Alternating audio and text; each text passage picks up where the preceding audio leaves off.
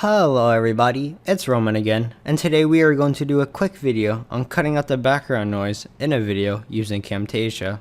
It's really simple, and here's a video of me talking with an air purifier running in the background. As you can tell from the article, Bitcoin dropped nearly $1,000 in just under 20 minutes.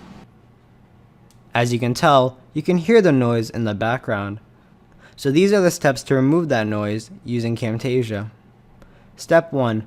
Drag your video clip into Camtasia, and in the media section, drag that clip all the way down to the bottom to track 1.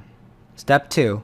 On the left side of the navigation, you should be able to see audio effects. Click that, and you will see these 5 boxes come up. Click the noise removal button and just drag it down to the video in your timeline. Now let's run the video again and see how well it does at taking out the background noise. As you can tell from the article, Bitcoin dropped nearly $1,000 in just under 20 minutes.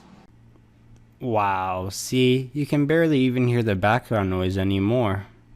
So that's how you take the background noise out of your video clips. I hope you enjoyed this video, and please let me know if you have any additional questions I can help you with. There will be a link below to Camtasia if you would like to purchase it. Thanks, and have a great day.